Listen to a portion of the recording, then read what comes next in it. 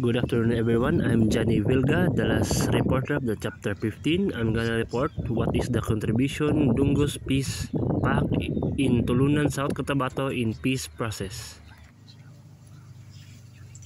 The Dungos Peace Pact signed on March 20, 1995 in Tulunan, South Cotabato contributed significantly to the peace process in the area by fostering unity between Christian and Muslim residents.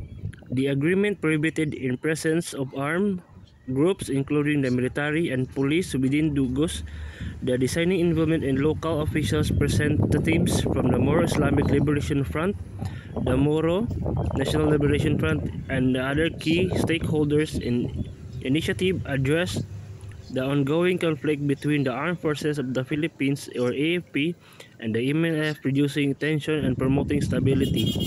Furthermore, the Peace Pact inspired other similar agreements in the neighboring barangays. Among the notable outcomes were the peaceful settlement and disputes and prevention of further violence in the community. Ang pasabot diri sa Dungos and Peace Pact, ang gi-process na diri ang peace process sa area, ang i-foster na ang unity between sa Christians and Muslims.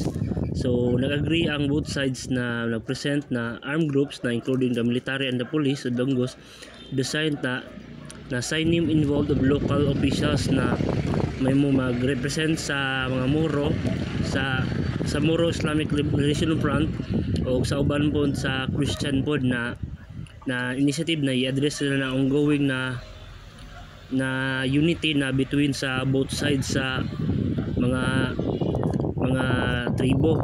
So ang pasabot diri na sila unity sa both sides sa Christian and Muslim. So mong buhat sila og signing contract na mahitabo nila na agree ang both sides na aboy lang po ang neighboring barangays na say outcomes na peaceful ang settlement between sa both sides sa Islamic and the Christian.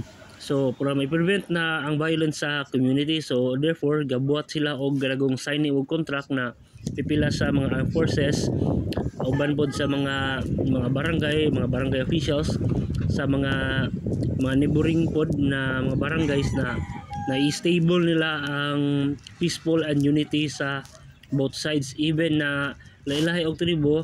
Ang importante nila na sila unity in every sides. Dungos Peace Pact established in 1999 in Dungos, Barangay Dungos, Tulunan, North Cotabato, was community driven by an initiative armed at fostering peace and unity among the diverse groups in the area, including Lumad, Muslims and Christians, settlers, and this pact was part of the broader movement Mindanao to create peace zones, designated areas where the armed conflict prohibited, to promote harmony and development. So including day sa mga lumad po na yung mga Muslim and Christian na sa ang broader movement sa Mindanao to create peace zones. So designate lang mga area sa armed conflict to prevent, to promote harmony and development. So ginabuhat nila, gipaningkamutan nila na designate nila ang area na makapromote sila peace o unity and harmony sa every grupo o lahi-lahi na tribo.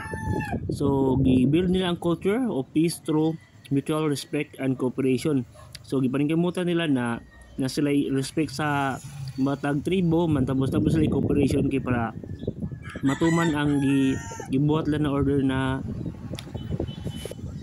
peace and unity. So ilang gipaningkamutan ng mga local communities na i-address nila na mutual respect o cooperation sa tagsa-tagsa ka tribo. Sometimes after the signing of delegation led by Mir Renefel traveled Abu Bakar, where they told the Haji Murad and the MLF Vice Chairman of the Military of the Peace Pact to response the MLF leaders was encouraging to peace and August attempts to MLF detachment in Dungos. So after sign na sila ang contract, so gitravel nila ang contract para gi-designate sa lain-laing lugar na para makabalo sila na ang peace and development and unity sa harmony sa isig katribo. What lesson can be delivered from the foregoing peace building? So Usa ba itong lesson na ma-learn na about sa topic na to karon? So, something good can grow from the ashes of war, but it would depend on the attitude and outlook of the affected population. So, di lang sa tong lingon, di lang sa atong tribo atong girona. So, ang affected pod population sa uban pod. So, ninot ang peace and peace pact sa gibuhat sa every unity sa mga sa to mga igsoon na mga Muslim and Christian na naghatag sila signing og contract para mahitabo na ang unity o prosperity para sa kayuhan sa tanan. So that will be all. Thank you.